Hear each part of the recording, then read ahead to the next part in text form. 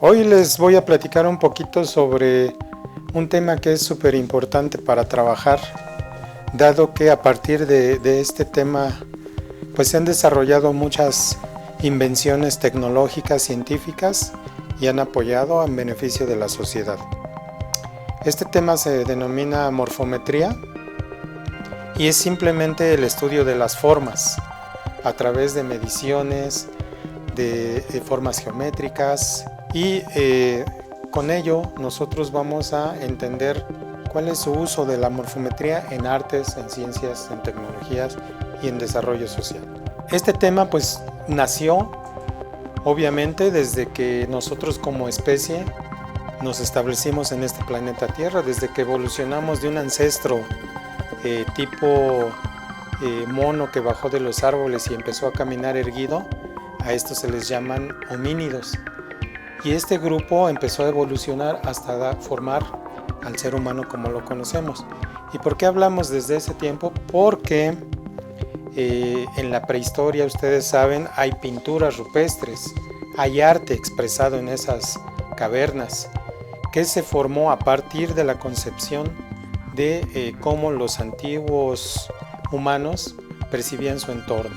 Entonces ellos veían formas, y para entender una clasificación de las mismas tenían que hacerlas midiéndolas y trasladándolas a esas pinturas que ahora vemos como arte prehistórico. Ese arte prehistórico pues ha ido evolucionando, se ha ido transformando y no solo les sirvió a ellos para establecerse como una cultura y una sociedad en el tiempo que les tocó vivir. También lo utilizaban como observatorios, lo utilizaban para sus cuestiones religiosas y se hipotetiza que finalmente las pinturas son una representación de las estrellas, de lo que ellos veían en los cielos que les tocó en su tiempo vivir, ¿sí? Como un tipo planetario, pero a través de las pinturas rupestres. Ahora, con los cambios y la evolución del hombre, obviamente pues tuvo que pasar algo de tiempo, maduración de su pensamiento, hasta llegar a las culturas antiguas como los griegos, los chinos, los hindúes, etcétera, que clasificaban las formas de acuerdo a si servía o no servía. Es algo que se llama dicotomía, ¿sí? Entonces esto nos permite clasificar las cosas en benéfico y malo. Y así se aprendió. De hecho, si comían algo y les hacía daño, pues podían morirse, pero fueron aprendiendo sobre la marcha a qué sí servía, a qué no servía, y eso fue permeando a través de toda la evolución de estas culturas. Inclusive los chinos decían, vamos a clasificar las cosas por formas, pero lo que es mejor y lo bueno es para el emperador y todo lo demás es para el pueblo. Y bueno, eso se sigue preservando hasta nuestras fechas, ¿no? Ahora conocemos algo que se llama ecomorfología, ya en la modernidad. Esto es acoplar estos cambios y estas formas que nosotros vemos en la naturaleza, pero con el medio ambiente y sus variantes, ya sean variantes que nosotros denominamos como abióticas, que son temperatura, precipitación, todas las climáticas, etcétera, o variantes que el mismo humano como sociedad va modificando. Con esta unión del estudio de las formas y de las variables podemos nosotros conocer cómo van evolucionando tanto los animales como todo lo que nos rodea en nuestra sociedad. Y obviamente esta parte de las variables de cambio climático tienen un gran impacto en cómo se van modificando las especies, por ejemplo, y cómo vamos nosotros modificando nuestro entorno, ya sea en edificios o en tecnología que vamos creando. Ejemplos de estos cambios pues los podemos ver en la naturaleza. Cuando una especie evoluciona hacia otra hay cambios morfológicos que le sirven para trepar, para correr, para conseguir alimento, para conseguir pareja, etcétera. Todo eso es una dinámica muy grande que se da en la naturaleza y nosotros como especie humana los estamos viendo, observando y de ahí copiamos varias cosas. nuestros comportamientos en sociedad, nuestra agregación como colonias, ciudades, urbanización, modernización, todo eso son copias de lo que hemos visto en la naturaleza a partir de lo que observamos, por ejemplo, en los hormigueros, en los termiteros, cómo se conjuntan las abejas, por ejemplo, para crear su panal, para crear sus productos que nosotros aprovechamos, etc.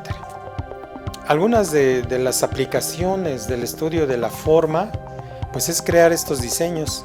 Por ejemplo, a partir del estudio de las libélulas, se crearon los primeros prototipos de los helicópteros en un inicio, en un principio, sin saber el conocimiento de cómo volaban, cómo desplegaban sus alas, no pudimos haber creado un diseño de un helicóptero. De las aves, obviamente, copiamos su diseño aerodinámico para producir aviones de caza, aviones comerciales y demás funciones que nosotros observamos de las aves, de las alas, de su forma corporal. Todo eso se ha aplicado en estos diseños para beneficio del ser humano. El famoso sedán de la marca Volkswagen se copió de la forma de un escarabajo, por ejemplo, ¿sí? Y de ahí muchas de las invenciones tecnológicas que vemos están copiadas de la naturaleza. Eso es un tema que se le llama biomimetismo, que sirve para adaptar lo que vemos en el entorno natural a herramientas y facilitar el uso para los humanos. Entonces, ¿cuál es el futuro de estudiar estas formas?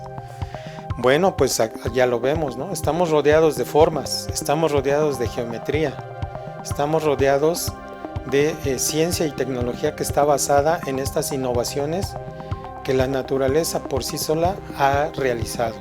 Cuando nosotros estemos ya en la naturaleza y observemos detenidamente varios aspectos de lo que nos rodea, vamos a percibir cosas que actualmente nosotros estamos usando en nuestro diario quehacer, ¿sí? Si usamos una pluma para escribir, un lápiz, todo eso viene de diseños de la naturaleza. Si usamos pigmentos para trabajos, para el arte y todo esto, pues también se usaron desde la naturaleza, por las culturas prehispánicas, por ejemplo, aquí en nuestro país. En otros lados del planeta usaban tinturas animales, tinturas vegetales. Todo esto tiene un gran futuro y de las formas solo hemos estudiado muy poquito. Cuando entendamos que todo lo que nos rodea son formas adaptadas a la naturaleza, eso nos va a ayudar a trabajar e innovar en ciencia y tecnología. Y bueno, el futuro está allá afuera y nos está esperando. Gracias.